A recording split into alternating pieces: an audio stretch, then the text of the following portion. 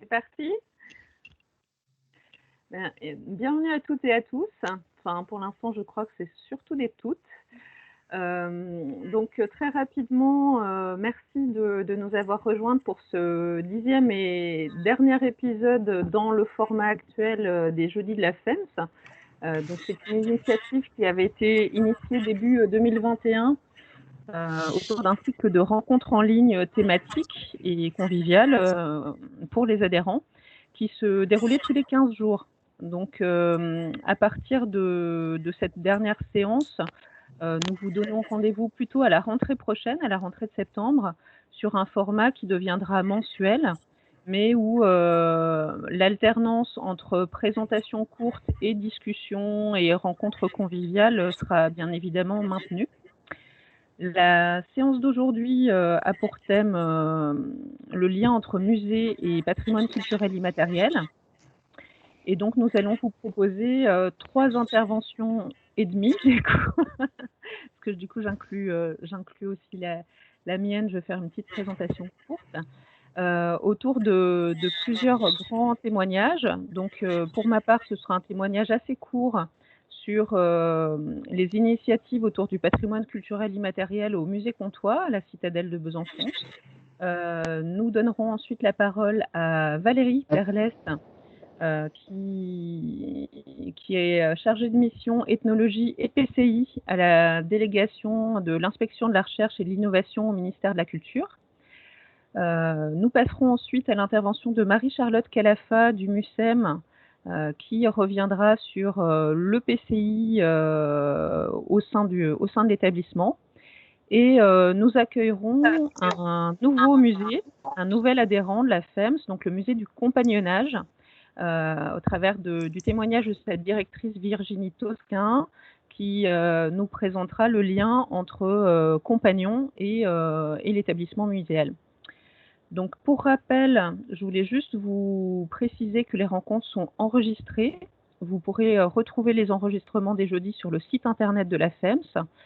Et pour essayer de maintenir un format agréable d'audition notamment, veillez bien, s'il vous plaît, à couper les micros, éventuellement les caméras quand vous n'intervenez pas, pour éviter la friture sur la ligne. Voilà. Mais je pense qu'après quelques longs mois de pandémie, on a commencé à adopter les outils de visio de manière assez intuitive.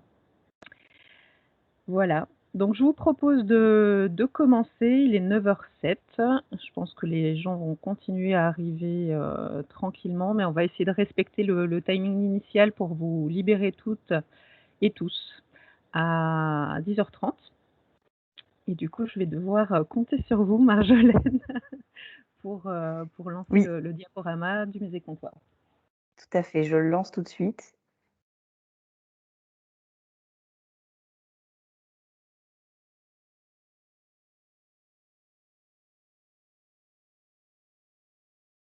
Alors, est-ce que vous voyez la présentation?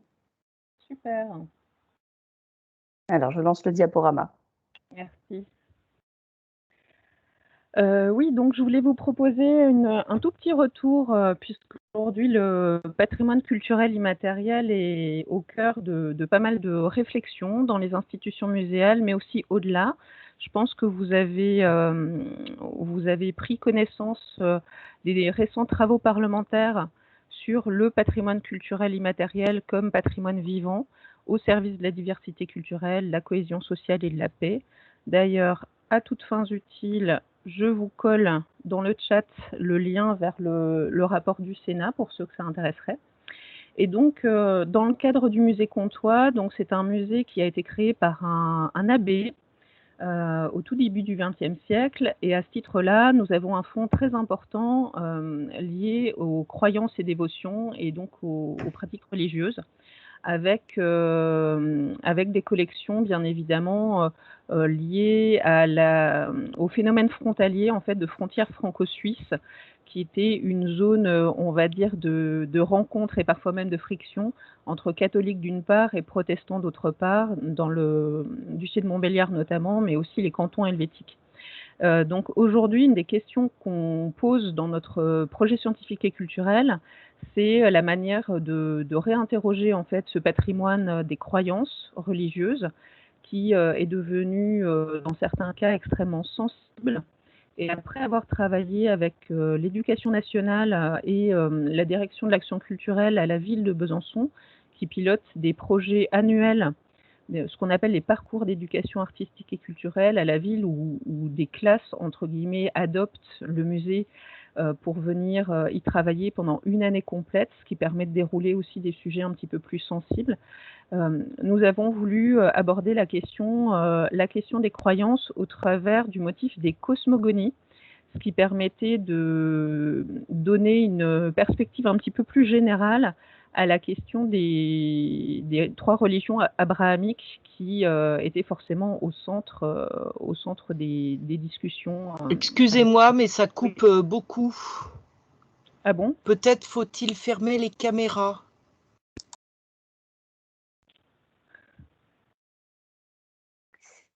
Alors, moi j'entendais bien, je ne sais pas d'où vient le problème. Je peux désactiver ma caméra dans tous les cas, effectivement. Bon, ben, éventuellement, oui, si vous pouvez couper les caméras, et puis je vais poursuivre pour rester aussi dans le timing. Donc, la diapo qui vous est proposée ici montre un projet qui est en cours, en fait, qui a donné lieu à une exposition créative et participative autour de cette question des cosmogonies, où nous avons pu réinterroger les collections historiques du musée Comtois en lien avec les mythes de la création du monde, avec l'intervention de deux artistes, donc une artiste plasticienne et un illustrateur dont vous voyez le travail ici, qui s'appelle Guillaume Duprat, et qui a travaillé à partir de travaux ethnographiques sur la représentation de la naissance du monde ou des mondes, avec différentes typologies plus ou moins poétiques ou parfois qui peuvent sembler un petit peu fantaisistes. Et donc c'est un projet qui a donné lieu à une collaboration particulière avec le Muséum d'histoire naturelle, que je dirige également, sur la constitution d'outils, parce qu'il a fallu finalement revenir jusqu'au Big Bang pour reparler des connaissances scientifiques, de l'apport des découvertes scientifiques, et mettre aussi la question de l'anthropologie sociale et culturelle dans un contexte un petit peu plus général. Donc c'est ce qu'on vous présente ici. Est-ce qu'on peut passer à la diapo 2 ? Donc, sur la deuxième diapo, très rapidement, on voit les interventions avec les classes au musée. Et en classe, en fait, il y a eu des allers-retours entre hors les murs et dans les murs, où les élèves ont pu venir prendre connaissance du musée, de ses coulisses, de ses collections, et donc réfléchir aussi à la manière dont on transmet des récits, dont on transmet des histoires. Diapo suivante. Voilà, donc là, ici, vous avez un petit aperçu des deux artistes, donc l'illustrateur cosmographe Guillaume Duprat et la plasticienne Émilie Musy. Et donc, les élèves qui ont travaillé sur le projet, donc 4 classes de zone d'éducation prioritaire, sont venus et sont devenus, entre guillemets, scénographes de l'exposition, puisque, en plus des mondes de Guillaume Duprat, ils ont été invités à créer leur propre monde, qu'on a en aperçu sur la diapo suivante.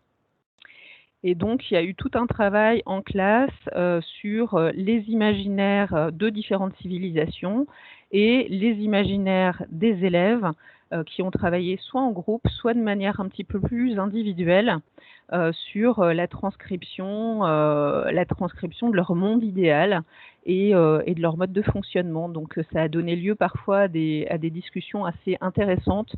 On a un monde féministe avec des jeunes filles footballeuses. On a beaucoup d'élèves en fait qui sont très très sensibilisés au contexte général. Et donc c'était intéressant parce que dans ce projet qui était centré autour de la question de l'esprit critique et de l'expression de soi aussi. Les élèves ont pu être très libres et montrer leur intérêt et leurs inquiétudes aussi parfois sur des questions d'injustice sociale, d'égalité homme-femme.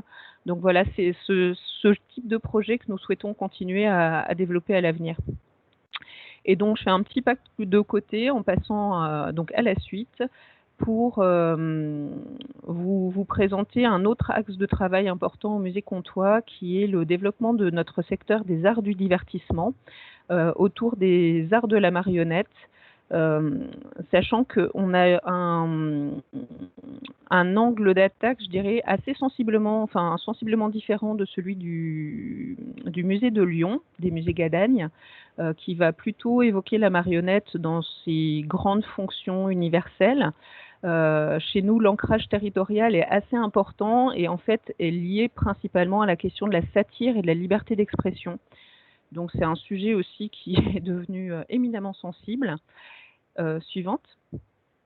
Et qui part en fait de nos collections anciennes, donc dont les plus anciennes remontent à 1844, avec un spectacle qui s'intitulait La Crèche Comtoise, qui en réalité était un théâtre d'actualité en marionnettes bien avant les guignols télévisés. Et qui, donc comme chacun sait, l'enfant Jésus est né à Besançon.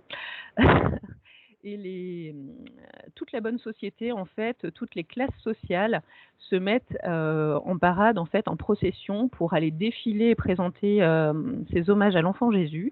Sauf qu'un personnage vient un peu perturber le cortège.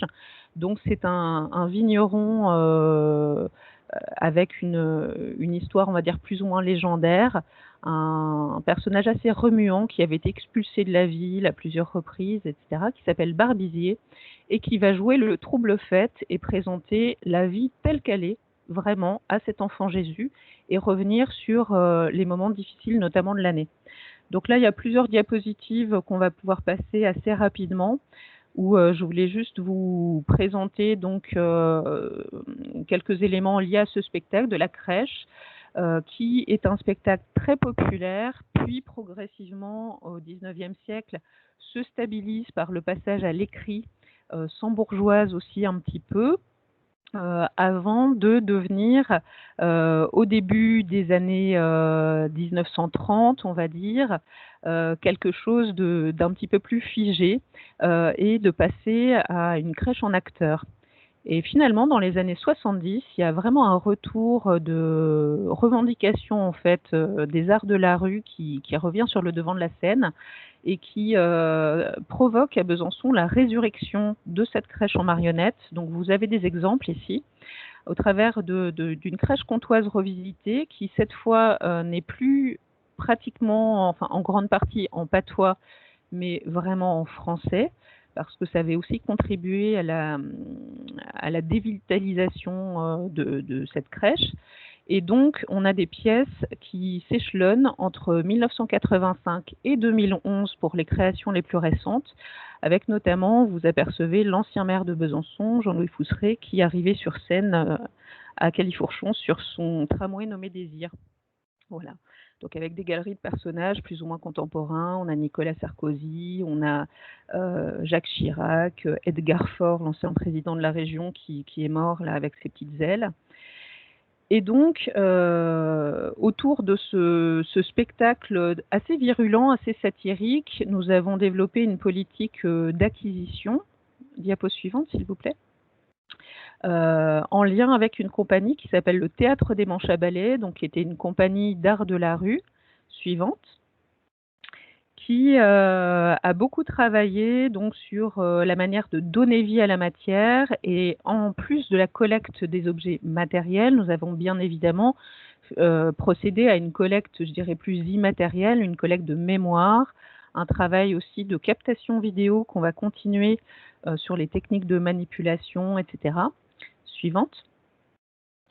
Et donc, on continue encore aujourd'hui à travailler avec les marionnettistes parce qu'ils ont encore, malgré l'arrêt de leur activité, un atelier, etc., sur la valorisation de ce patrimoine vivant. Suivante. Donc, les marionnettistes et d'autres confrères, en fait, parce que la compagnie du Théâtre des Manches à Ballet, en fait, a été créée par un couple, mais en réalité a permis de faire graviter autour d'elle toute une constellation de personnes. Et donc, ces marionnettistes interviennent encore régulièrement au musée pour animer des marionnettes, leur donner vie, les présenter et puis travailler soit avec des classes, soit avec le grand public. Donc, par exemple, il y a 2 ans, vous apercevez une petite marionnette gilet jaune qui était venue présenter ses revendications au président de la République lors de séances de création en famille qui se passaient à la période de Noël. Et en fait, les gens s'étaient pas du tout concertés, ils devaient créer une marionnette qui a des choses à dire et on s'est retrouvé avec une délégation de gilets jaunes qui est venue improviser dans le Castellet. C'était très sympathique. Suivante. Voilà, donc en plus de ça, nous avons souhaité renouer aussi les liens avec les artistes vivants.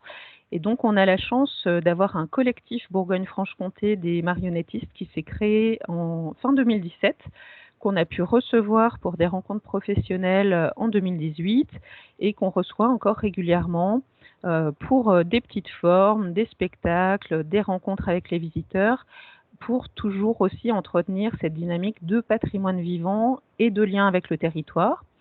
Sachant qu'à droite de la présentation, là, vous avez des personnages qui sont typiques du nord de la France, donc de la Picardie, puisqu'il s'agit du personnage de Lafleur. En gros, dans les personnages de répertoire traditionnel en France, on a Lafleur en Picardie, Barbizier en Franche-Comté, Guignol à Lyon, par exemple.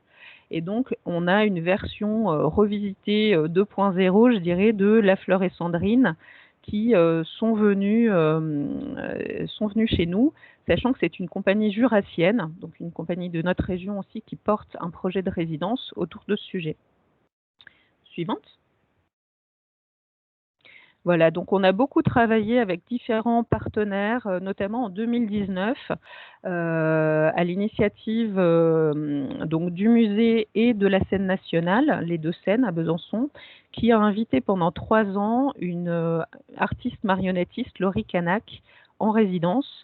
Et donc nous avons fait tout un programme croisé de rencontres, de conférences, d'expos, et c'est un travail que nous allons continuer à entretenir, qui s'est fait en partenariat avec le réseau de lecture publique également, ainsi que l'université notamment. Suivante. Voilà. Donc là ici, vous avez et je pense que je vais m'arrêter là, un aperçu de la nouvelle mise en expo, puisque nous avons remanié notre exposition qui était consacrée à 2 salles de marionnettes. Nous en avons ouvert une 3e consacrée vraiment au théâtre des Manches à Ballet, ce théâtre créé en 1973 et qui a arrêté complètement son activité en 2015. Sachant que ça a été un vivier de personnalités très très fortes. Donc là, vous avez une petite vue d'une rencontre commune où on peut apercevoir des personnes comme Hubert Félix Thiéphène, comme Guy Bollet qui est écrivain, comme Jacques Pagnot du Cirque Équestre Pagnozzo, sachant que le Cirque Plume aussi, qui vous évoquera peut-être plus de choses, a aussi gravité, on va dire, enfin les prémices du Cirque Plume sont nées au sein du Théâtre des Manches à Ballet. Et donc aujourd'hui, nous allons poursuivre notre travail de développement en lien notamment avec ce Cirque Plume pour continuer à donner vie littéralement et à valoriser ces collections tout en les inscrivant dans la durée. Donc voilà, donc après, peut-être éventuellement, Marjolaine, vous pouvez juste passer très rapidement quelques vues du travail de ces marionnettistes qui se sont beaucoup inspirés. Là, on voit de Tommy Ungerer, par exemple. Donc c'était vraiment du théâtre assez revendicatif, on va dire. Et nos collections vivent aussi par le numérique, le portail des arts de la marionnette, mais aussi un projet de recherche qui est tout à la fin du diaporama, voilà, qui s'appelle Puppet Plays et qui est un programme de recherche européen sur les répertoires traditionnels de marionnettes. Donc voilà, c'était un petit aperçu de ce PCI qui prend de plus en plus de place à la fois en termes de méthode, mais aussi de travail au musée. Et voilà, et donc je serai à votre disposition pour répondre à vos questions. Peut-être qu'on fera une salve de questions tout à la fin? Super. Merci beaucoup. Alors du coup, je propose que Valérie, tu puisses prendre le relais. Bien sûr. Merci. Alors, je suis désolée, j'ai pas prévu d'image ni de PowerPoint. Donc, pour que vous ne soyez pas face à un écran noir, je vais garder ma caméra ouverte. Voilà, ce que je voulais vous proposer ce matin, c'était plus finalement des réflexions que m'ont inspiré ma récente prise de poste en tant que chargée de mission sur le patrimoine culturel immatériel au ministère de la Culture.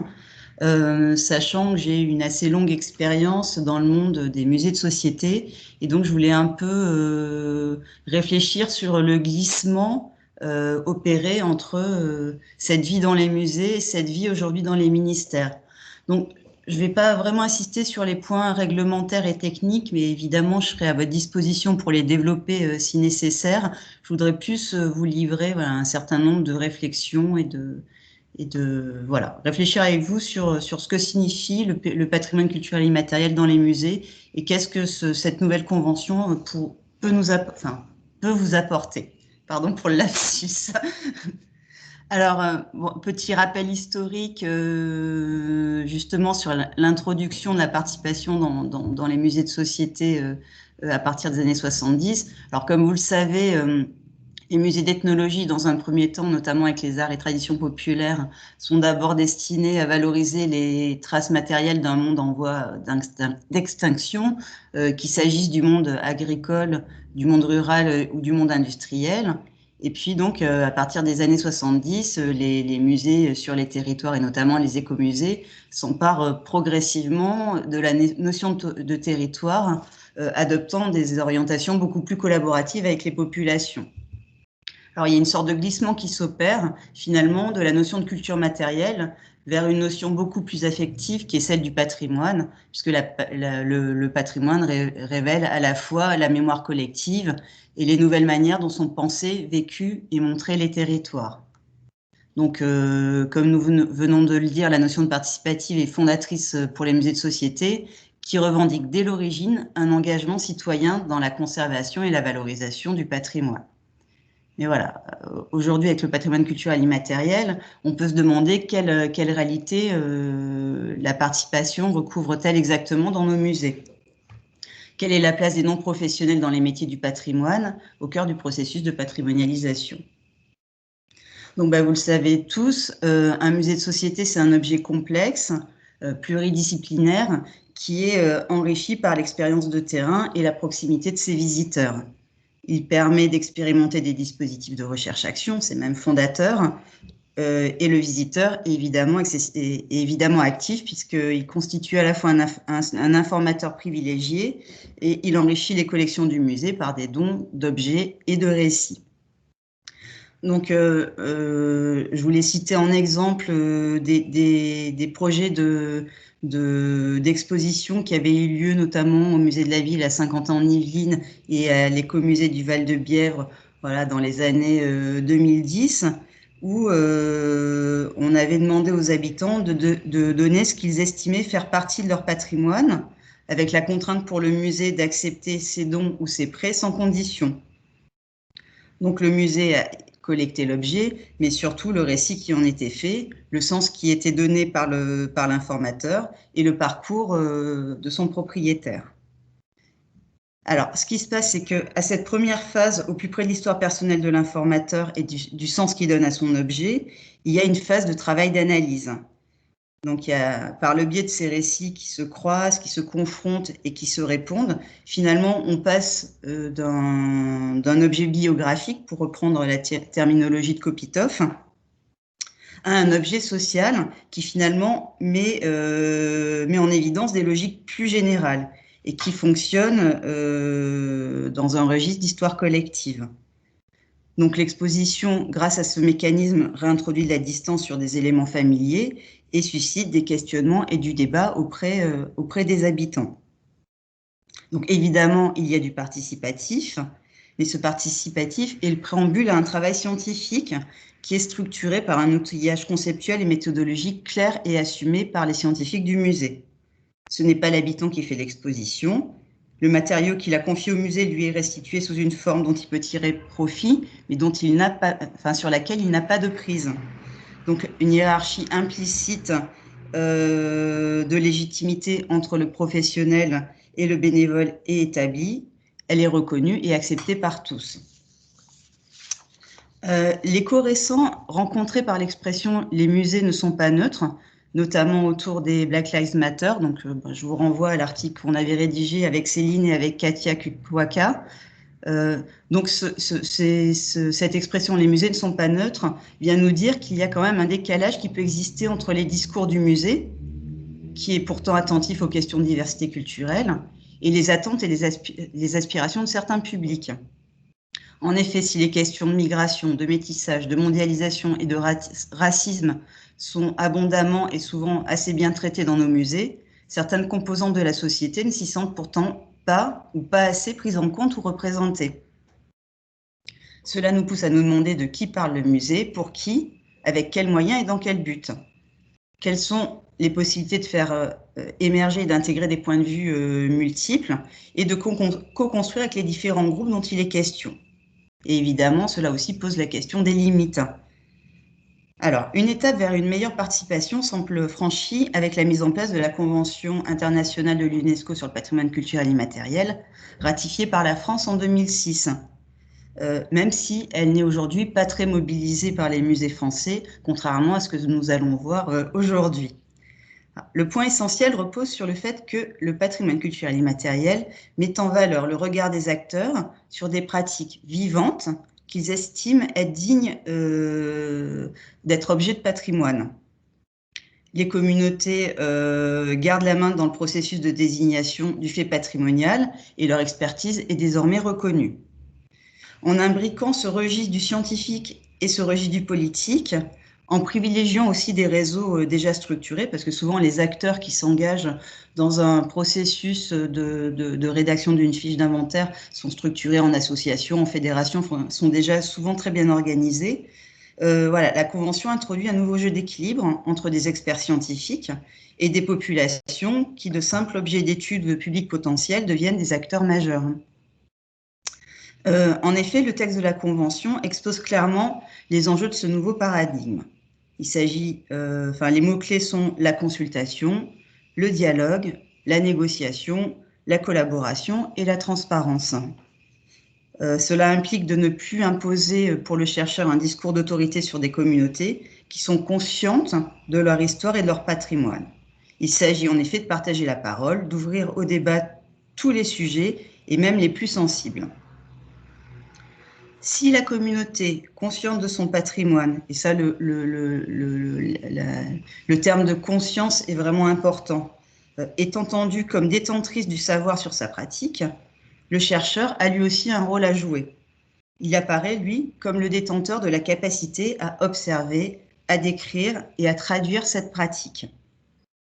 Le chercheur travaille évidemment à partir des connaissances détenues par les sachants, mais il n'est pas pour autant dans une situation d'adhésion implicite au discours tenu par les communautés. Là, je pense que c'est vraiment le point fort aussi de cette convention, c'est que le chercheur qui va accompagner, qui est susceptible d'accompagner la communauté si elle le souhaite, peut exercer une posture critique et réflexive qui permet aussi d'éviter les pièges tendus à la fois par des discours essentialistes ou par des détournements revendicatifs, identitaires ou promotionnels, ce à quoi on est parfois confronté.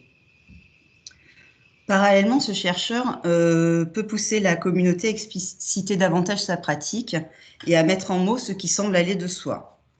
Grâce à cette démarche, le point de vue, les valeurs, les savoir-être, les savoir-faire de la communauté sont au cœur du dispositif de patrimonialisation et dépassent du coup une vision un peu convenue sur le patrimoine qui valoriserait l'authenticité, l'exception ou la rareté.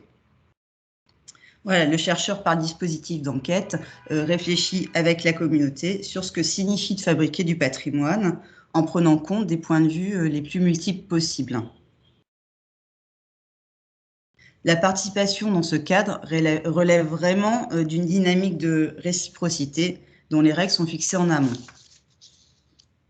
Participer, c'est accepter aussi bien du côté des experts de la recherche que des communautés de s'engager dans la rencontre, d'être traversé, bousculé, questionné, sortir de sa zone de confort, se confronter à des façons de voir les choses, de comprendre et questionner le monde et d'être un peu changé par le point de vue de l'autre.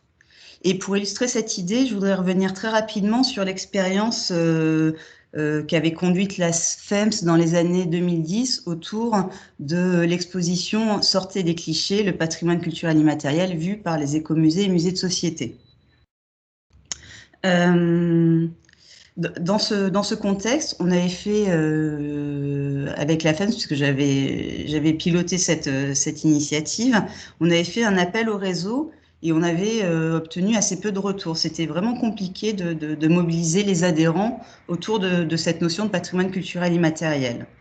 Donc du coup, on a fait un travail de terrain où on a vraiment cherché à mobiliser, à sensibiliser les adhérents sur l'intérêt de ce projet photographique qui leur permettait aussi d'organiser une collecte par l'acquisition de ces photos. Alors la commande était articulée autour de 2 impératifs qui reprenaient le texte de la Convention de 2003. C'était d'abord de montrer comment des éléments dits traditionnels évoluent et sont régénérés par de nouveaux besoins, de nouveaux projets collectifs et de nouveaux imaginaires. Et deuxièmement, faire apparaître le rôle identitaire, festif, social, économique, etc., en insistant surtout sur les modalités de transmission de la pratique. Alors, les photographes qui avaient travaillé avec nous sur ce projet, Olivier Pasquier et Jean-Christophe Bardot, étaient des photographes qui étaient très sensibilisés à la démarche ethnologique. Et ils étaient accompagnés sur le terrain par le personnel scientifique du musée. Et très rapidement, ils s'émancipaient et s'immergeaient au sein de la communauté pour développer leur propre point de vue. Alors, ce qui était assez intéressant avec cette démarche, c'est que finalement, les photographes ont introduit un filtre sur le foisonnement du réel qui a permis d'extraire des éléments signifiants et de rendre visible ce qui ne l'était pas forcément à première vue. Et puis, finalement, de construire un récit. Et dans leur démarche, ils ont à la fois capté les temps d'échange, d'effervescence, voilà ce qui est le plus visible dans la pratique, mais ils se sont aussi concentrés sur les temps creux, les à côté et l'attente. Donc ça réintroduisait beaucoup de complexité dans la manière de percevoir ces pratiques. Donc cette démarche n'était pas du tout un propos descriptif et exhaustif, mais vraiment la proposition d'un point de vue qui reflétait évidemment une part de subjectivité. Alors je trouve que ce projet, c'est une bonne illustration de la manière dont le PCI peut venir enrichir l'institution muséale, parce qu'elle donne à la fois un accès privilégié aux connaissances portées par les communautés patrimoniales, et en retour, la communauté patrimoniale peut bénéficier à la fois d'une visibilité accrue auprès d'un public plus large, mais aussi et surtout d'un regard distancié et sensible sur leurs propres pratiques. Le musée, finalement, est le lieu qui peut se faire l'écho d'une démarche croisée, la partager et la rendre lisible par un plus grand nombre, proposant finalement une sorte de troisième voie, qui n'est ni celle de la science, ni celle de la communauté. Le musée donne la possibilité de créer un espace de partage, de confrontation, d'expertise et d'ajustement entre les chercheurs et les communautés et faire de chaque terrain finalement un laboratoire, notamment autour de la collecte puis de la valorisation.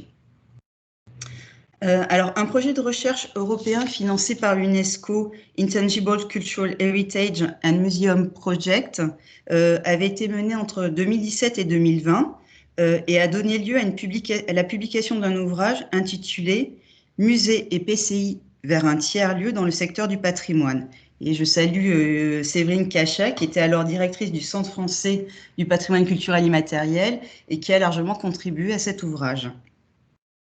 Alors, ce tiers-lieu, en fait, ça s'inspire d'un texte rédigé par un philosophe indien, Homi Bhabha, qui parle du tiers-lieu comme de la possibilité de l'émergence d'autres positions, la mise en place de nouvelles structures d'autorité et d'initiatives politiques, et un nouvel espace de négociation, de signification et de représentation. Le musée, évidemment, incarne parfaitement ce lieu hybride, puisqu'il est le lieu où l'on peut restituer des questionnements complexes qui sont rendus accessibles au plus grand nombre par le truchement de l'expérience sensible. En fait, le musée apparaît réellement comme un laboratoire où s'inventent sans cesse de nouvelles formes de médiation qui sont à la fois issues de l'interprétation originale des résultats de la recherche, mais aussi des points de vue exprimés par les communautés. Donc le musée n'est évidemment pas le lieu scolaire qui transmet des connaissances figées et incontestables, mais c'est un lieu qui assume sa dimension subjective, expérimentale, voire expérientielle, qui est complètement imprégné des sciences sociales et qui revendique cette sensibilité et cette subjectivité comme aussi une manière de mieux comprendre le monde qui nous entoure. Donc voilà un peu ce que je voulais dire autour de cette réflexion sur le patrimoine culturel immatériel. Je suis convaincue que c'est une modalité opératoire vraiment très utile pour les musées de société aujourd'hui. Et que le musée peut vraiment apporter également beaucoup de choses à ces communautés en les accompagnant dans la réflexion et dans le processus de patrimonialisation, mais aussi pour valoriser ces démarches. Voilà, je vous remercie.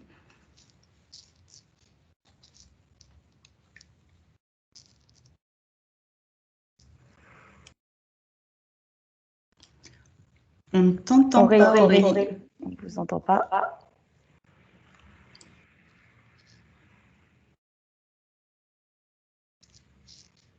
Non, on ne t'entend pas. Ça fonctionne toujours pas.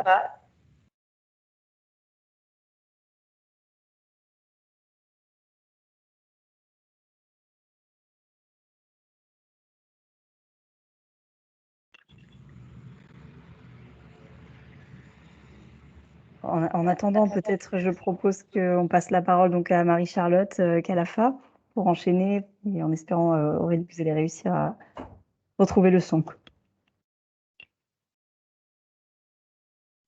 Ah, Marie-Charlotte, ton micro est coupé également.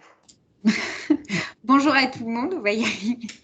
Et ravie de faire suite à cette présentation parce que en réalité, l'approche que je vous proposais de faire sur la question du patrimoine culturel immatériel et le MUSEM, c'est plutôt de tendre sur une approche un peu dans le temps, dans l'histoire de l'institution et de la constitution de cette collection, comment on est parti de l'intérêt en fait pour le patrimoine immatériel, comment c'est rentré en collection, comment c'est devenu un sujet d'étude, y compris dans ses modalités de travail sur le terrain, et voir jusqu'aujourd'hui cette réflexion justement de l'aspect plus participatif, plus incluant avec les communautés, et quelque chose qui est effectivement en cours aussi de réflexion sur des projets, donc je vais juste en citer quelques pour justement partager avec vous ces questionnements.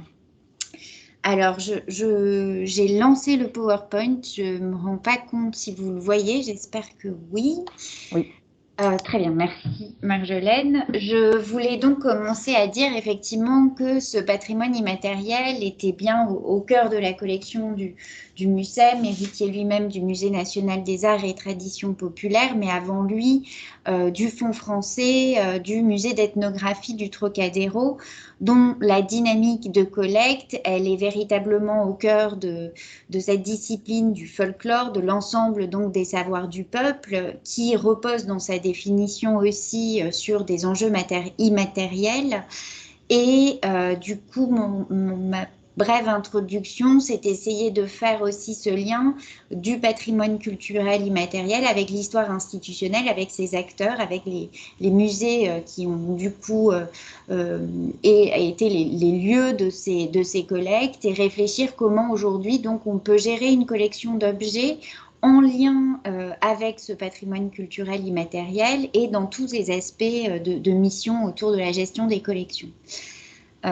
Et effectivement, je voulais aussi simplement montrer cette introduction d'abord quantitative de la collection, parce qu'il s'avère qu'en fait, en nombre d'objets matériels, on est bien en deçà de l'ensemble de l'immatériel, puisque on conserve dans les collections 250 000 objets et 350 000 photographies, 500 mètres linéaires d'archives papier, 80 000 items d'enregistrement sonore, 1 millier de films et aussi ouvrages, cartes postales, affiches et estampes, donc tout ce qui est autour de l'imagerie. Et dans ce schéma un peu abrupt, l'idée simple est de montrer qu'au cœur de l'objet, il y a effectivement un certain nombre de ressources immatérielles, d'archives qui sont produites pour essayer de capter sa dimension immatérielle.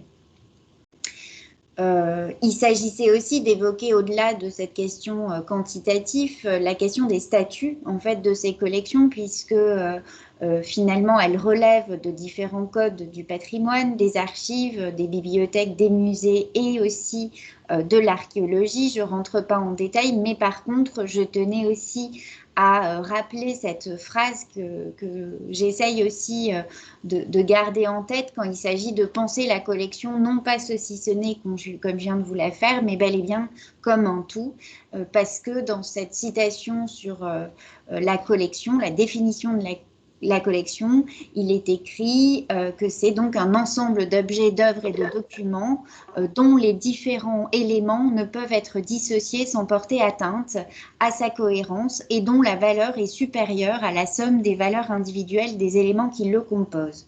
La valeur et la cohérence de la collection s'apprécient en fonction de son intérêt pour l'histoire ou pour l'histoire de l'art, des civilisations, des sciences et des techniques. Donc il y a bien de la cohérence voilà, dans tout ça et mon idée c'était donc d'essayer de vous présenter rapidement comment ces institutions se sont intéressées à ce patrimoine culturel immatériel.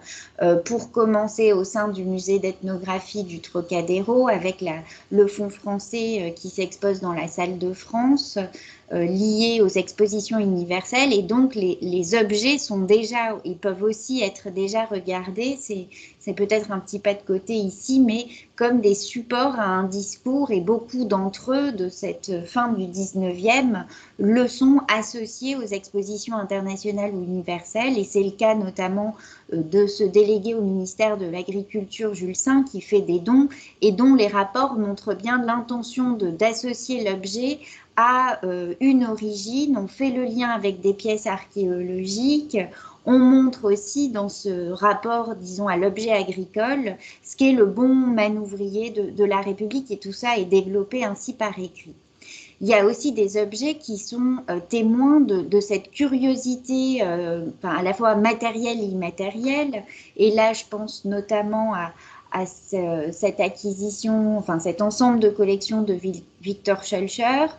Et encore dans cette dynamique du folklore, là on va avoir des acquisitions de 3 figures du folklore que sont Marignan pour la Camargue, Mistral aussi pour la Provence et Sébillot pour la Bretagne. Et dans tous les cas, ce qui va être intéressant dans leur projet d'acquisition de sauvegarde de langue et de croyance, c'est que l'objet va être associé justement à la langue, à des enjeux vernaculaires, où l'objet va être aussi associé à tout un discours, notamment par rapport à cette jupe de mariée, comment les galons signifient la dot, et donc finalement comprendre que la matérialité s'associe à une compréhension des croyances et des coutumes. Ensuite, il y a bien évidemment ce rapport à l'écriture quand Yass travaille sur finalement le vivant. C'est comment on conserve certes l'objet, mais on le conserve en lien avec ce que l'on a envie de conserver aussi, de ses connaissances, de ses pratiques qui l'entourent. Donc là, je vous montre en particulier les premiers journaux un peu de route, alors qu'ils ne sont pas définis tel quel, mais c'est ceux de Lionel Bonnemère qui va s'attacher à collecter 300 amulettes et notamment ces noyaux de cerises ou ces supports en fait à une pratique de divination. ou ses premières enquêtes qui se définit aussi avec Landrin au musée d'ethnographie du Trocadéro autour de l'enfance. Et donc là, on va chercher à travers, bien évidemment, l'objet aussi à conserver tout un environnement qui s'appuie aussi sur l'écrit ou sur la photo. Et quand on arrive donc à ce moment un peu de création du Musée national des arts et traditions populaires, ce qui est intéressant, c'est que tout ce qu'on doit vraiment à ces folkloristes, c'est l'intérêt, la création d'un champ, d'un domaine d'études, une collecte, une sauvegarde, et que là, on voit en fait qu'il y a une scission qui s'opère entre ces folkloristes qui, pour certains, ne se définissent pas véritablement comme savants, comme sachants, mais comme aussi acteurs finalement de ce patrimoine local, et d'autres, et y compris les musées vont rentrer dans la boucle avec les historiens, etc., pour dire qu'en fait, il faut donner de la méthode, il faut prendre de la distance, et donc on va voir s'opérer une véritable scission sur cette collecte des domaines du folklore entre ceux qui sont là pour raviver, et c'est ainsi qu'ils le disent, l'âme d'un territoire, et ceux qui sont là pour l'observer et finalement aussi le conserver pour les générations à venir, sans forcément être sur la même approche, les premiers n'étant pas systématiquement sur une approche patrimoniale et de conservation, mais les deuxièmes se situant ainsi. Donc forcément, c'est une question de méthode. Ensuite, il y a cette création d'un office de documentation folklorique qui se met en place. Et là, on va voir comment la photographie, et c'est assez intéressant de savoir que se monte aussi un dossier sur la photo documentaire comme patrimoine culturel immatériel, dans le sens où la photographie, c'est aussi la reconnaissance, enfin, là aussi d'un savoir-faire, etc. Mais on voit en tout cas qu'au sein du musée, elle est essentielle dans le rapport qu'elle entretient avec les objets, cette recherche aussi de captation du savoir-faire s'opère par des modèles de réflexion de collecte, c'est-à-dire on va s'arrêter à prendre un objet en cours de fabrication parce que c'est un moyen de conserver ce savoir-faire, mais aussi de le donner à voir muséographiquement. Et en termes de muséographie, c'est aussi cette idée des unités écologiques où, au-delà de l'idée de donner à voir un environnement dans son ensemble, il s'agit aussi d'en faire un véritable spectacle son et lumière, parce que dans ces lieux, il faut savoir qu'on entendait véritablement chacun des acteurs sur une forme de discours, de narration qui était présent.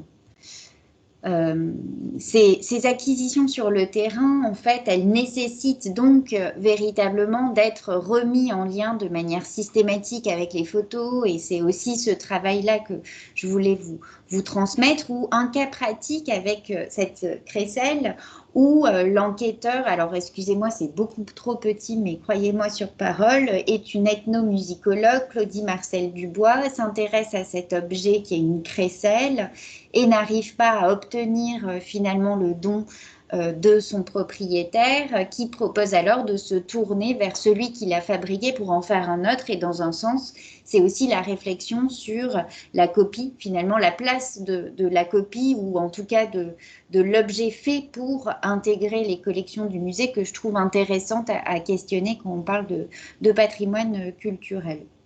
Parce que l'immatériel, c'est donc ce moment où on va aussi pouvoir capter ce savoir, à nouveau le photographier, faire des entretiens sonores et audiovisuels pour essayer, voilà, d'en assurer véritablement la sauvegarde et de donner la parole à ceux qui font et ceux qui fabriquent. Bon, je ne vais pas faire toutes les thématiques, mais bien évidemment, dans les collections, il y a cette première enquête qui est lancée sur les marionnettes, qui fait écho à ce que disait Aurélie aussi en introduction.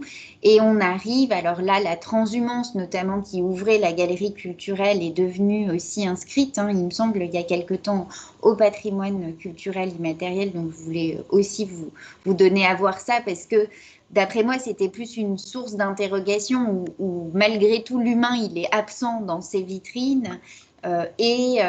Cette muséographie, elle questionne parce qu'il s'agissait aussi véritablement de donner la parole, donc je parlais des unités écologiques, mais l'absence finalement aussi de mannequins parce que jugés vieillots et autres par Georges-Henri Rivière, était complexe parce que je trouve que ce qui est véritablement au cœur de l'enjeu muséographique d'un musée de société, c'est comment transmettre le vivant en vitrine, respectant du coup les codes d'enjeux muséographiques de musée et en même temps étant confronté à comment laisser la place justement au vivant.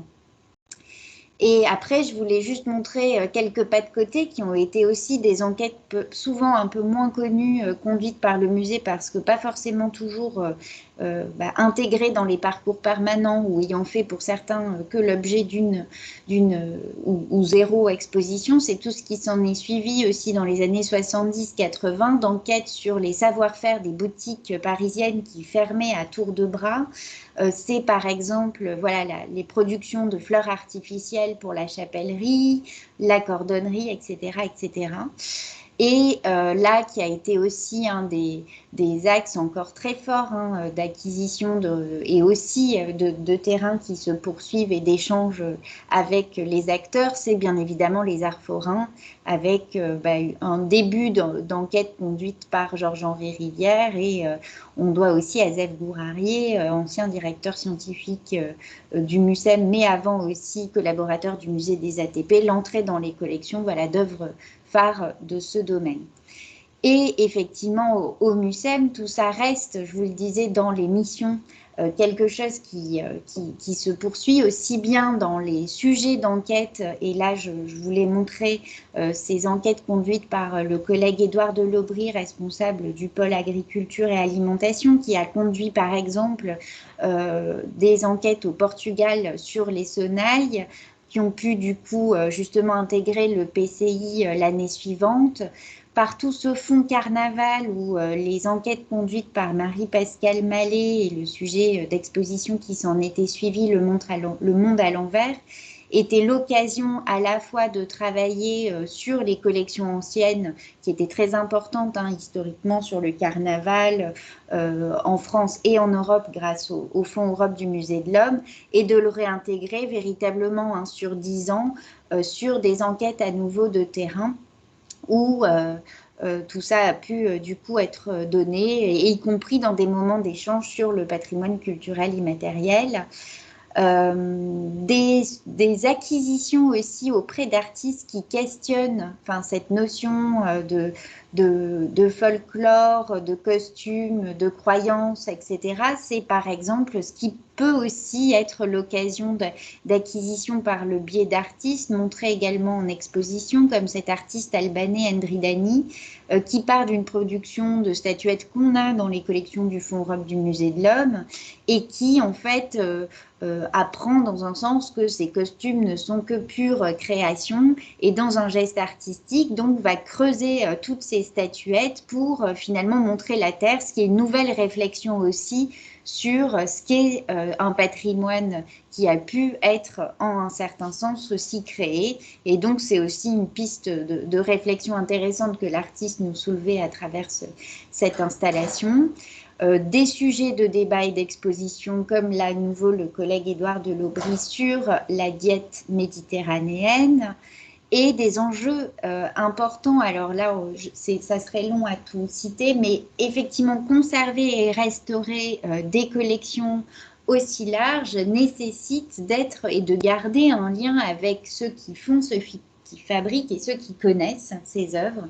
Et je pense en particulier sur des expériences autour de collection d'art forain, mais pas que, où finalement s'attacher aux bons soins de spécialistes des automates devient un moment obligé dans nos missions de restauration pour essayer aussi de les mener au mieux dans le cadre légal avec des restaurateurs agréés, mais aussi en s'appuyant sur ces compétences et c'est des choses aussi que on multiplie en expérience. C'est aussi malgré tout des sujets qu'on expose qui permettent de questionner ce patrimoine immatériel et culturel immatériel plus par la programmation souvent que par l'exposition. Et je voulais finir sur ce que je disais en introduction, c'est qu'effectivement on voit basculer dans le temps comment cette intégration en tout cas des acteurs de ces patrimoines culturels immatériels rentrent de manière beaucoup plus inclusive aujourd'hui dans le musée et dans les projets. Et 2 cas conduits par les collègues Julia Ferloni et Florent Meul sur des expositions, d'une part sur Barvalo pour la première et le VIH, le sida pour le deuxième. C'est toute une réflexion où il s'agit véritablement de voir comment la forme exposition peut être partagée dans tous ses aspects avec justement les communautés pour leur laisser une place et qu'il n'y ait pas simplement un discours voilà, de sachants, de musées qui s'y adressent. Et donc, tous les travaux là qu'ils ont conduits ont permis aussi à un article prochain d'être publié, je vous le dis, sur Culture et Musée, puisqu'ils ont fait un peu un état de réflexion et des lieux sur l'enjeu du participatif et de la contribution du participatif, qui est un sujet et un vaste débat, il me semble.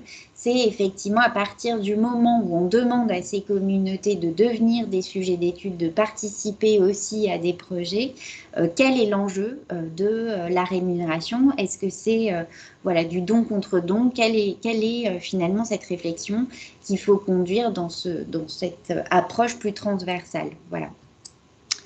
J'arrête peut-être le PowerPoint et je vous laisse la parole, Aurélie, en espérant que vous ayez repris votre voix. Je sais pas, est-ce qu'on m'entend cette fois? Ah, super. Oui, Désolée parfait. pour tout à l'heure, il y a eu un petit bug. Merci beaucoup Marie-Charlotte pour cette intervention qui était très intéressante et puis qui complétait des éléments aussi de façon vraiment utile, je pense, dans la réflexion par rapport à ce que disait Valérie tout à l'heure. Je vais proposer qu'on conclue la séance de présentation par la contribution de Virginie, qui justement va rejoindre ces questions de comment faire rentrer l'humain au musée, comment faire rentrer l'expert non professionnel aussi, au travers de l'exemple du musée du compagnonnage. Alors, est-ce que vous m'entendez? Oui, parfaitement. Super. Alors, je vais partager mon petit PowerPoint. Hop.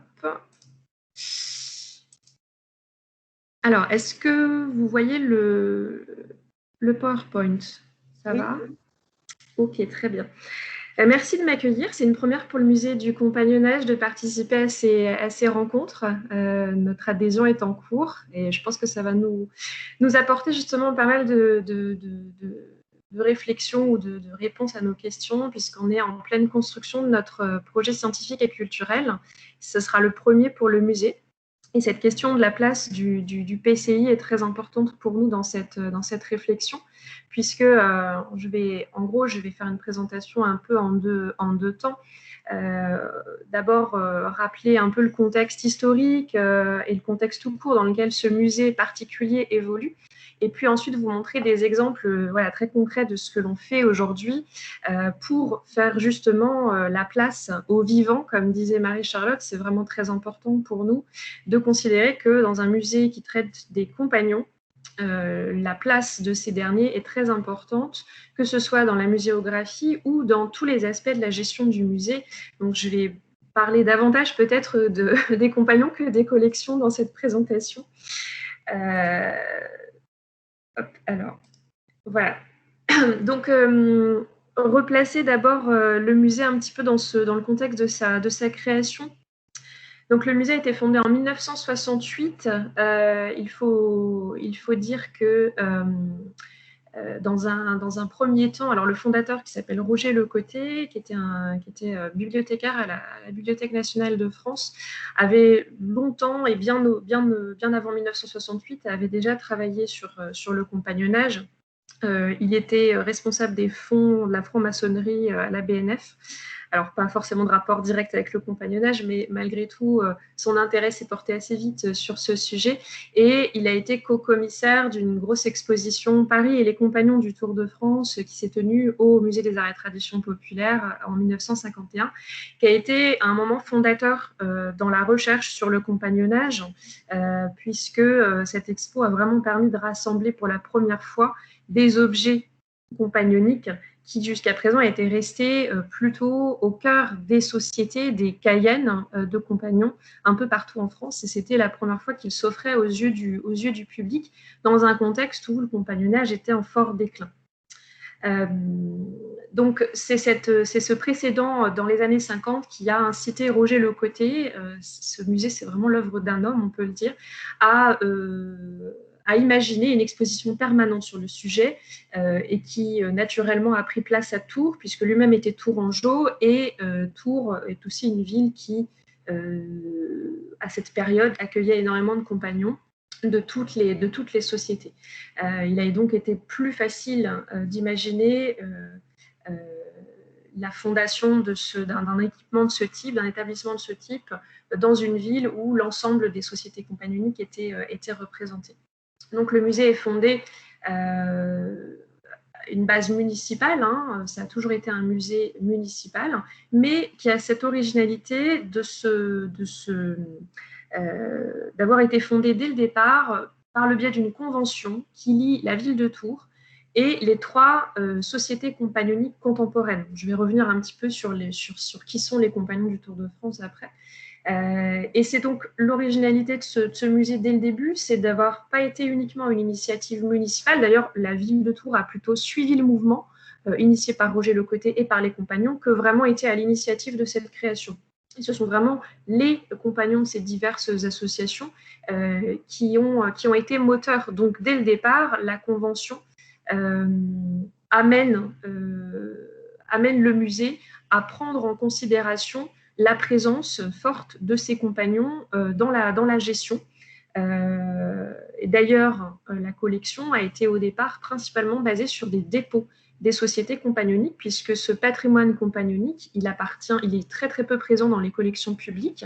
Alors un petit peu chez nous maintenant, parce qu'on a quand même fait des acquisitions depuis 68.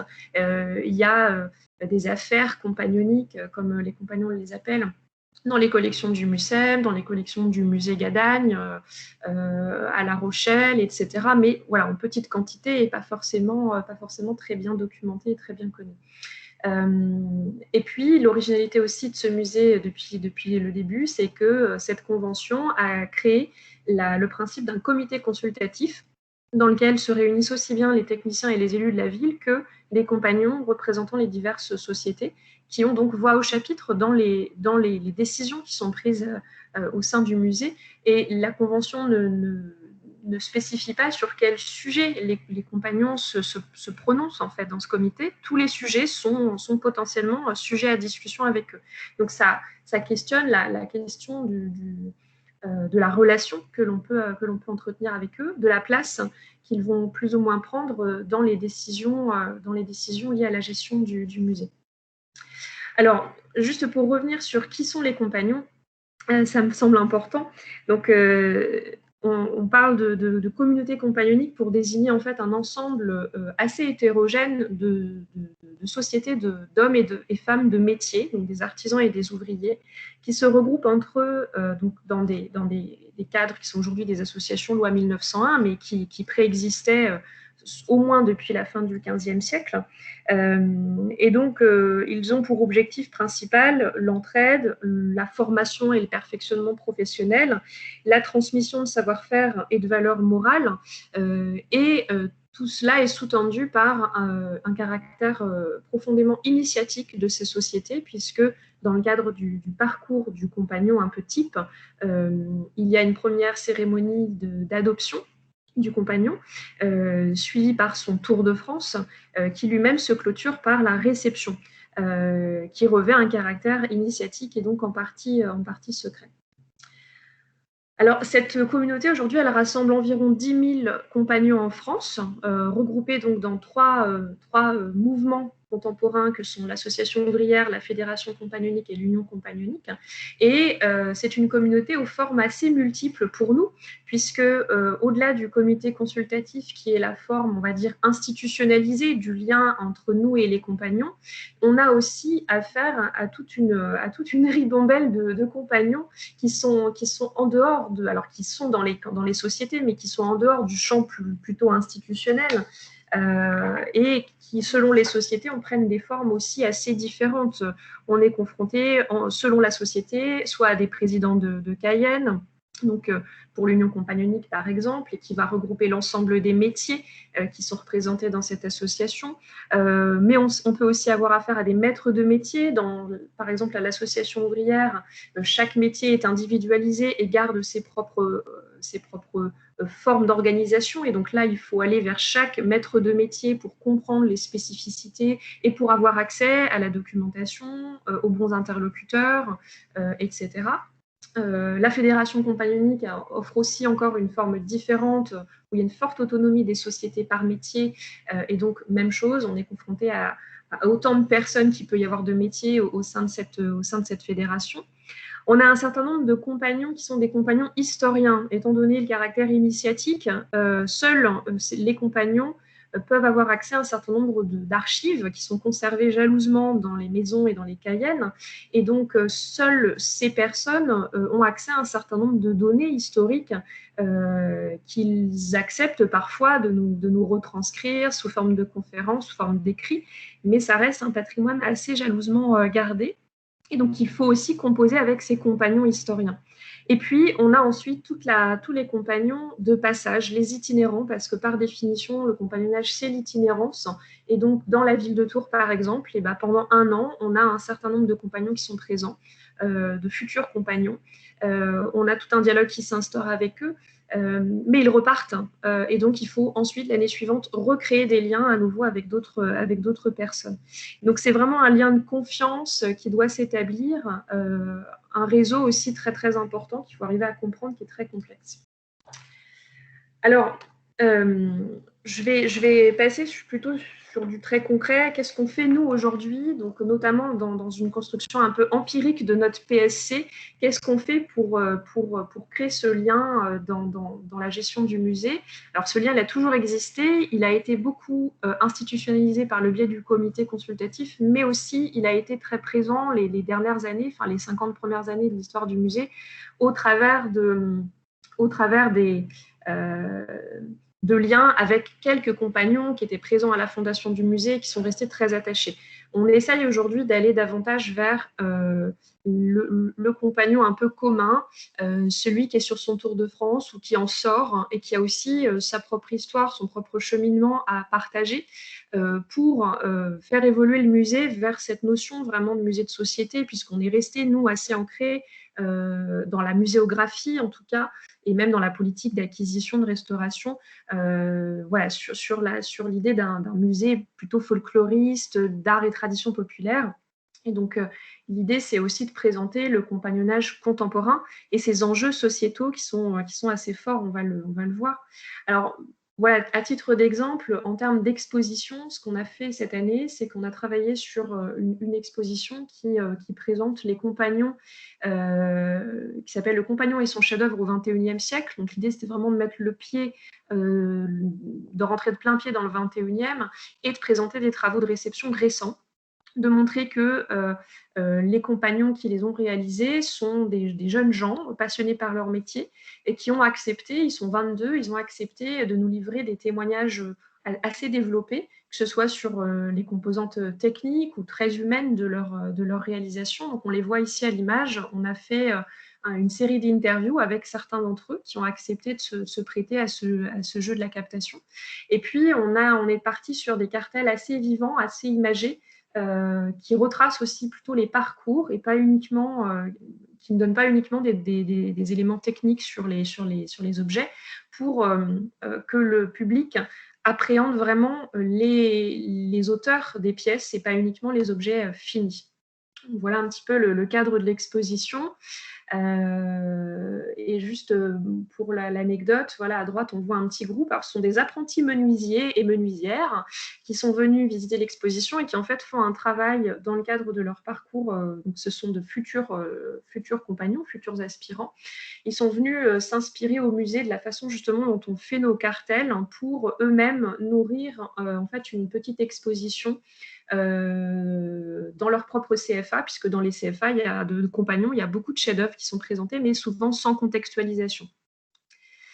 Alors, par ailleurs, on fait appel aux compagnons, dans le cadre des animations culturelles du musée. Donc, par exemple, aux Journées du patrimoine, ça fait quelques années que ça se pratique. Et l'année dernière, on a eu la chance, malgré le contexte, de pouvoir accueillir une trentaine de compagnons, quasiment tous des itinérants, qui sont venus faire des démonstrations de métiers. Donc, on est vraiment au cœur de ce qui fait le compagnonnage aujourd'hui, hein, c'est-à-dire le métier, la vocation pour un métier manuel. Donc, on voit ici un moment de partage entre un compagnon maçon, enfin un jeune itinérant maçon et puis un petit garçon sur la constitution d'une pièce de maçonnerie. Et ça a été aussi l'occasion, on fait feu de tout bois, puisque c'est des moments furtifs de rencontre avec les compagnons pour nous. Et donc, on en a profité, on a profité de la présence de ces compagnons, jeunes ou moins jeunes, au musée pour des temps de captation, de témoignages, de parcours. Et ce sont des gens avec qui on reste en relation. Par exemple, on a un jeune compagnon à droite qu'on a rencontré à l'occasion des Journées du patrimoine et qui est resté dans notre giron, puisque du coup, on l'a inclus dans l'exposition sur laquelle on a travaillé là récemment. Sur la question des acquisitions, des prêts, des dépôts, alors je vous l'ai dit, on fonctionne beaucoup par dépôt parce que les compagnons sont très jaloux de leur patrimoine et c'est aujourd'hui par le lien de confiance uniquement et de long terme qu'on arrive à obtenir parfois des acquisitions et on n'est pas forcément à la course aux acquisitions. Mais par exemple, on a des belles opportunités de prêt de pièces comme ici une pièce d'une jeune reçue maroquinière. Alors il faut dire que les femmes sont arrivées il y a peu de temps dans le compagnonnage, donc présenter et montrer le travail des femmes, c'est aussi une priorité en ce moment pour nous. Et on a cette chance qu'on est confronté à des gens qui sont, pour qui la transmission est au cœur de leurs valeurs et donc qui apportent même leurs pièces, qui nous expliquent les différentes techniques adoptées, etc. Et donc pour nous, à chaque fois qu'on a ce type de dépôt, de prêt ou même d'acquisition, c'est l'occasion aussi de documenter les pièces. On le voit, voilà un autre exemple avec une pièce qui nous a été donnée récemment par un vieux compagnon qui a fait un chef-d'œuvre de retraite, donc on a acquis l'année dernière, et qui est venu lui-même en fait apporter sa pièce, qui a participé voilà, au remontage des éléments et qui a aussi joué le jeu du témoignage lorsqu'il est venu. Et donc on a aujourd'hui sa pièce dans le musée et on présente une petite vidéo où il retrace son parcours compagnonique et le pourquoi aussi de cet objet.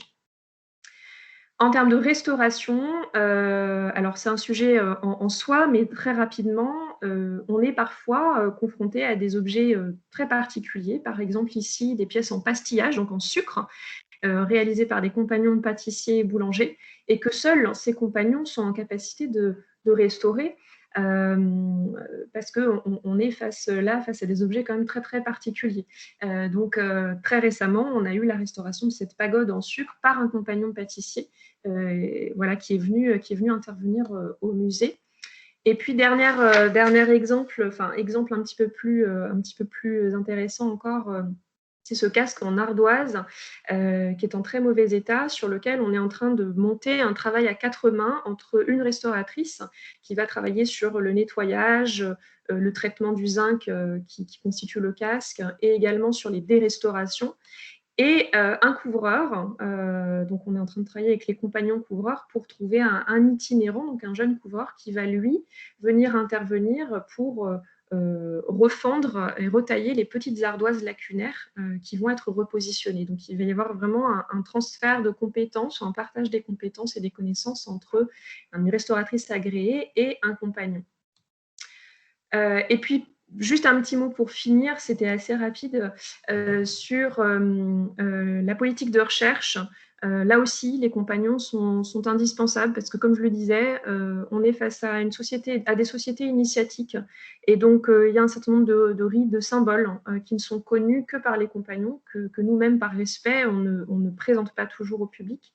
Et en ce moment, on fait un travail sur ce qu'on appelle les champs de conduite. Donc, on voit un exemple assez imagé, assez coloré ici, de ce qu'on appelle, nous, les iconographies, donc qu'on qualifie de champs de conduite. C'est un cortège de compagnons qui accompagne un jeune qui quitte la ville dans un mode assez ritualisé. Et donc, on fait tout un travail en ce moment pour présenter cette iconographie. Et donc, on fait un travail avec un groupe de travail composé notamment de compagnons. Et puis, on va se lancer dans l'enquête collecte très prochainement, on espère en tout cas. Et là, c'est là qu'on se pose beaucoup de questions sur la méthodologie. On aimerait lancer une enquête collecte sur l'arrivée des filles dans le compagnonnage, puisque là, on est sur un fort enjeu de société, qui est celui de la mixité. Et donc, on a commencé notamment à travailler avec Julia Farloni au MUSEM, qui nous a donné quelques billes pour essayer d'entamer ce travail d'enquête collecte sur ce sujet très particulier qui est encore assez sensible chez les compagnons et qui là encore va demander surtout un lien de confiance avec eux. Voilà, excusez-moi, j'étais un petit peu longue, je vous remercie de votre écoute. Merci beaucoup, c'était passionnant. Donc, merci à toutes les trois pour vos interventions qui montrent bien les liens forts entre patrimoine culturel immatériel et patrimoine matériel. Finalement, sont deux notions qui s'interpénètrent, qui sont étroitement imbriquées, qui s'enrichissent aussi mutuellement, sur lesquelles on est parfois, nous, professionnels du patrimoine aussi, un peu mis en difficulté par certaines formes de rigidité du cadre réglementaire, parce qu'on se situe parfois aussi à la frontière. Je voulais peut-être interpeller l'auditoire pour savoir si des collègues avaient envie de rebondir, de s'exprimer sur le sujet.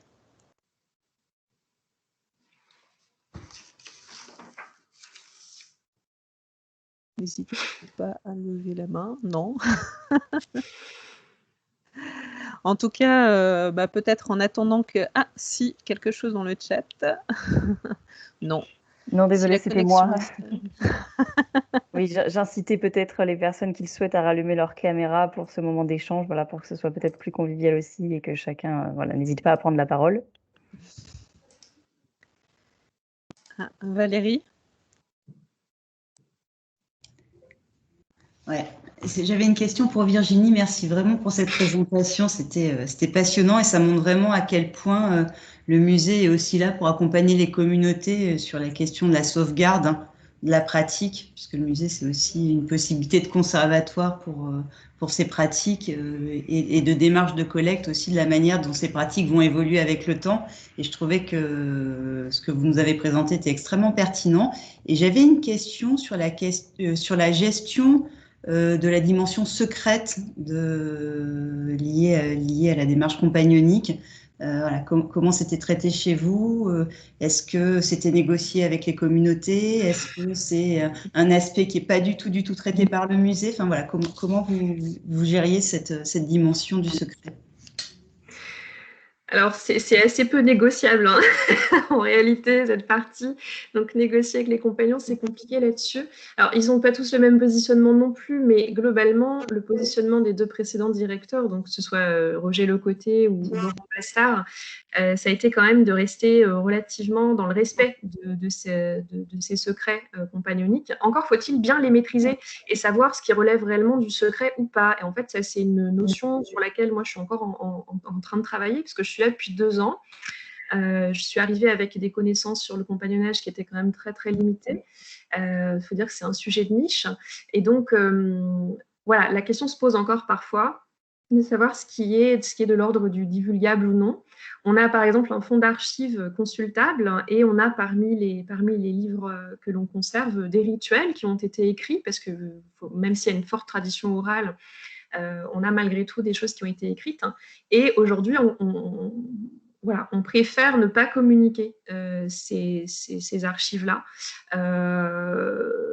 pour éviter justement de rompre un peu bêtement le lien de confiance qu'il peut y avoir avec les compagnons, parce que c'est par ce lien de confiance que petit à petit, par contre, on arrive en collaboration à mettre en exposition un certain nombre de choses qu'il faut un peu mériter en quelque sorte avec cette communauté.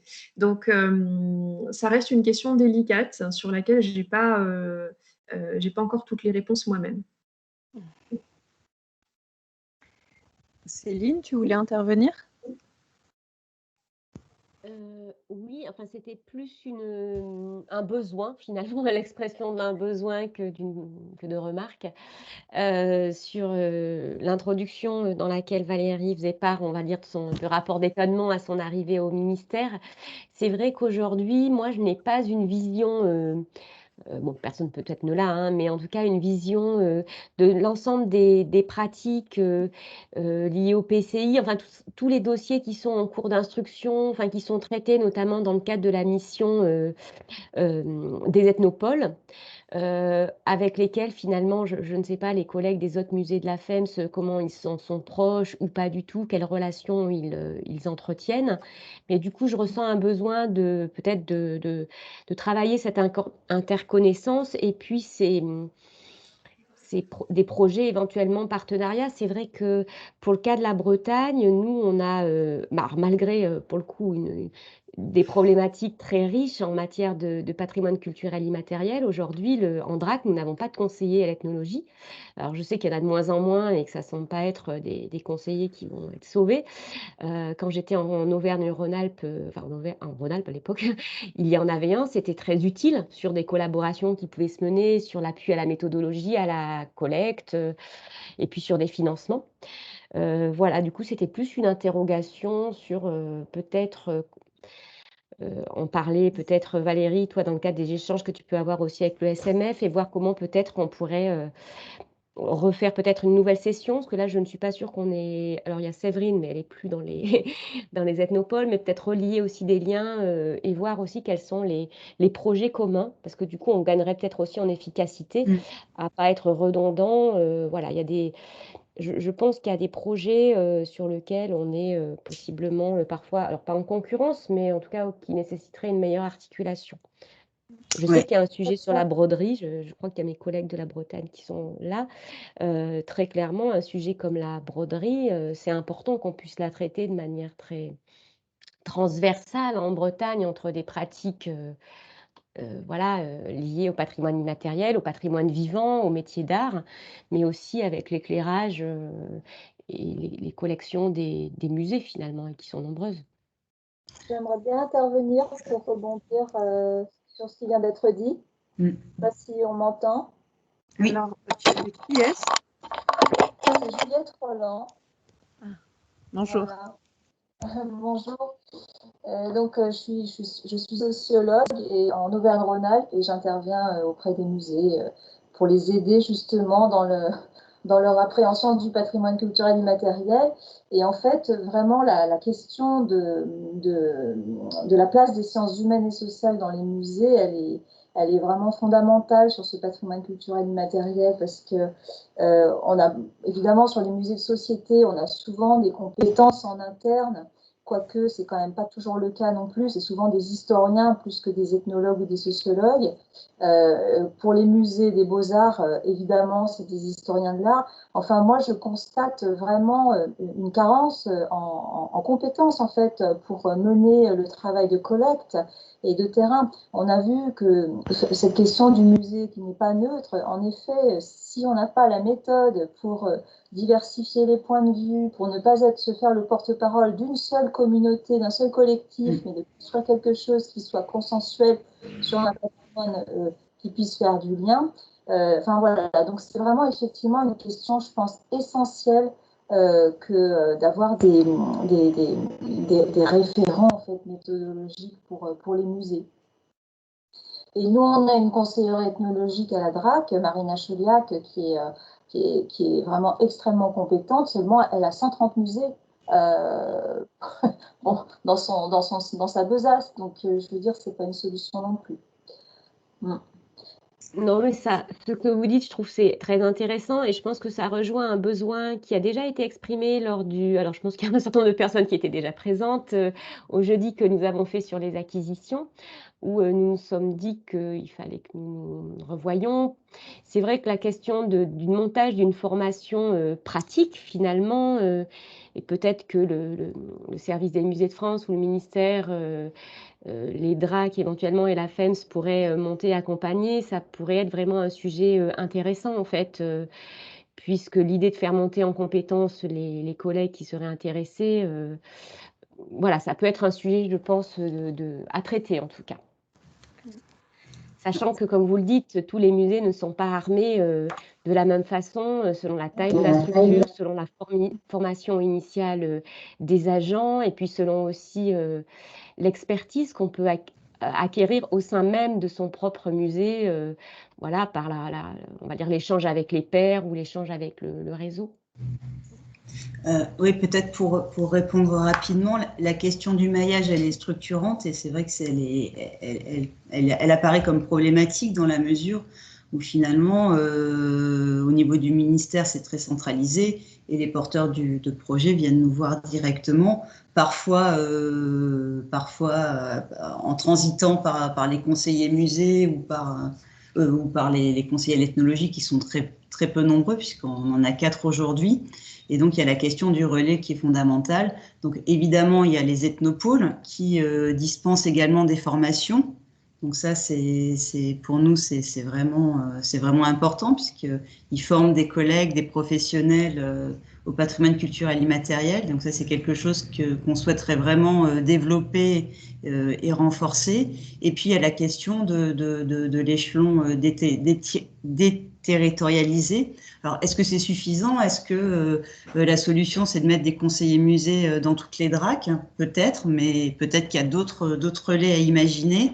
Aurélie, tu citais le rapport de la sénatrice Dumas sur le patrimoine culturel immatériel qui vient d'être publié. Effectivement, ça fait partie d'une de ses préconisations, de réintroduire un conseiller à l'ethnologie ou au patrimoine culturel immatériel au niveau des DRAC, qui permettrait, ça nous permettrait en tout cas d'organiser la remontée et la descente d'informations. Juste pour information, il y a une formation qui est prévue à l'INP en formation continue autour de la thématique de patrimoine culturel immatériel et musée le 2, 3 et 4 décembre. Donc là aussi, il y aura beaucoup de collègues du réseau FEMS, puisque la FEMS est co-organisatrice qui interviendront sur des cas très, très concrets. Mais voilà, je suis d'accord avec vous, il y a la question du relais. Nous, aujourd'hui, les porteurs viennent nous voir directement. Dans la mesure du possible, on essaie de les faire travailler et réfléchir au processus de patrimonialisation et avec des ethnologues et avec des musées quand c'est possible.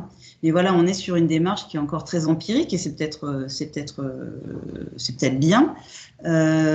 Mais jusqu'à maintenant, par rapport à l'inclusion des dossiers à l'inventaire national du patrimoine culturel immatériel, il y avait deux canaux. Il y avait un canal d'appel à projet où finalement des chercheurs venaient proposer des dossiers en collaboration avec les communautés. Et l'autre canal, c'était les porteurs qui venaient nous voir directement au ministère.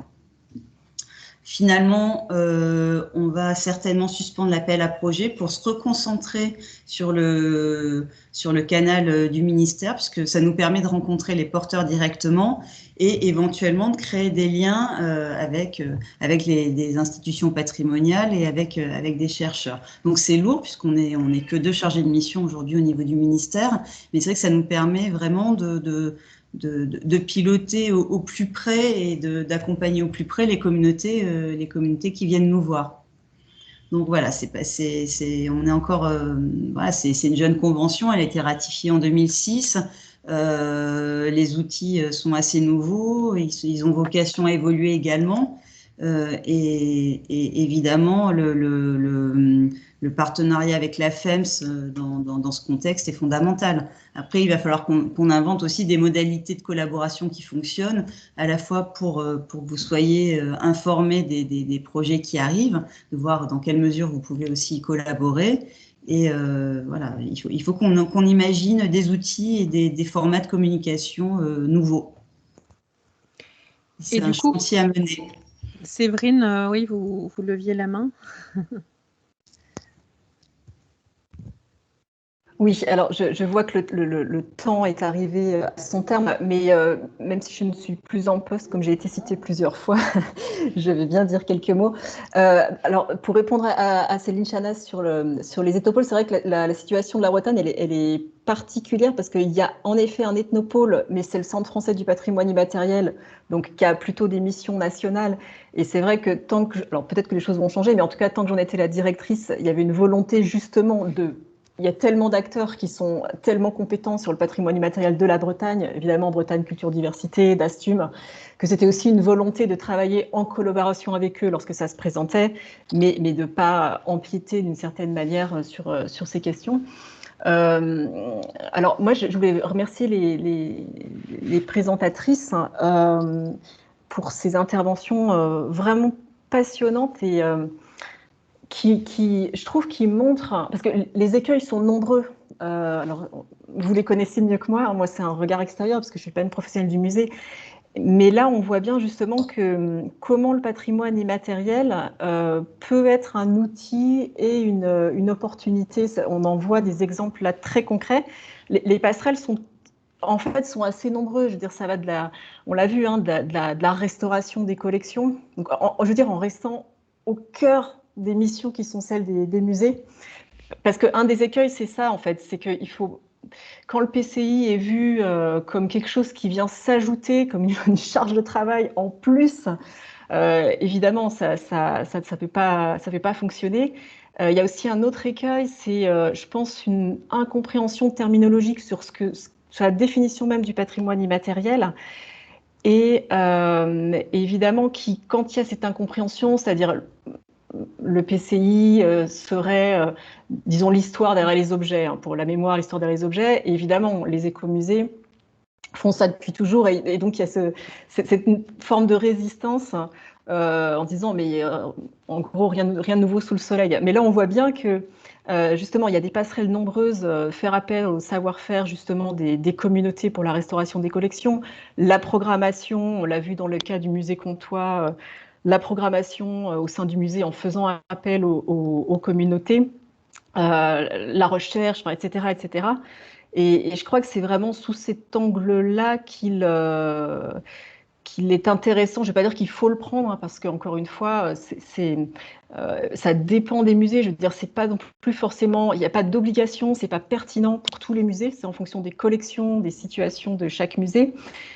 Mais là, on voit bien comment ça permet ne serait-ce que de réfléchir différemment, de permettre au musée de reprendre en fait une place dont malheureusement on veut dans le débat contemporain pleinement, de renouveler le discours, c'est-à-dire d'une part les publics, mais aussi peut-être l'intérêt de certaines tutelles qui se désintéressent parfois de ces écomusées vus comme un peu poussiéreux, etc. Donc voilà, en tout cas moi c'est un peu ce que j'avais envie de défendre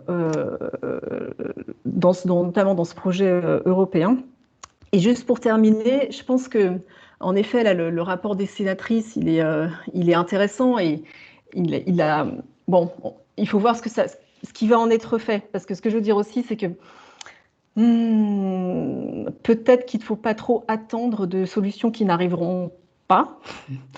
Et justement, et peut-être compter plutôt sur les forces de ce réseau. Et par rapport à cette question de la formation, j'en avais parlé à Valérie là récemment, parce que j'ai été, en fait là j'interviens comme facilitatrice pour l'UNESCO, notamment dans des formations à distance. Et en fait, à mon grand étonnement, j'ai fait une formation sur la sauvegarde, et qui était vraiment une approche très concrète, étape par étape. Alors c'était à Chypre, enfin virtuellement, mais pour des professionnels, des associations qui étaient à Chypre.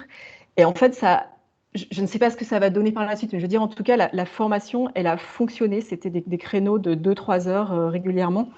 Et là, ne serait-ce que dans le réseau, je trouve que ce partage d'expérience, peut-être avec une approche encore plus pratique, justement, étape par étape, c'est peut-être voilà, une amorce de solutions collaboratives. Voilà, merci. Merci beaucoup. Alors effectivement, je vais devoir jouer la maîtresse du temps parce que voilà, il est 10h37. Peut-être effectivement comme pour les jeudis sur les acquisitions où les questions finalement émergent et l'appui du réseau semble effectivement assez naturel et pertinent. Ce qui serait intéressant, c'est peut-être de faire un petit sondage rapide pour les personnes encore présentes pour savoir si vous seriez intéressés pour qu'on poursuive qu'on aille un petit peu plus loin, comme le disait Séverine, dans l'exploration de cette thématique du PCI sur des outils peut-être plus pratiques, ou alors qu'on se constitue en groupe de travail. Enfin, voilà, je pense qu'effectivement, il ne faut pas attendre de l'État une structuration magique du jour au lendemain. Donc, en attendant, de façon très pratico-pratique et pragmatique, je pense qu'on a des compétences, des belles compétences dans le réseau.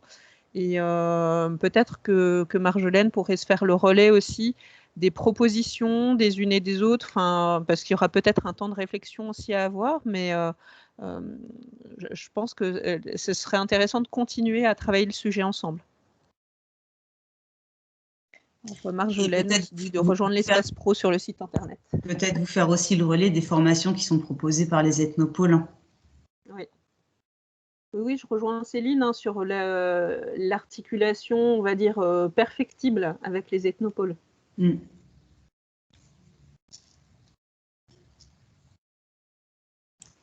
Bon, pas de réaction. Moi, je serais intéressée. Moi, je serais intéressée de participer à un groupe de travail sur cette question. D'accord. Ce que je peux vous proposer, c'est, pour pas trop déborder sur le temps, d'en rester là pour aujourd'hui. Et vraiment, je remercie toutes les personnes qui sont intervenues, les contributrices, bien évidemment. Je vois Marie Pocher du musée alsacien qui est intéressée, etc. Et puis peut-être de faire une remontée à la FEMS sur les personnes intéressées pour aller plus loin. On pourrait se refaire aussi une session à la rentrée peut-être, ou à l'issue de la formation dont parlait Valérie aussi tout à l'heure. Et puis d'essayer de revenir vers vous de façon électronique, par mail, etc., pour faire des appels à propositions, à contributions. Je pense qu'il y a pas mal de personnes qui ne pouvaient pas être présentes aujourd'hui, dont la contribution serait vraiment intéressante.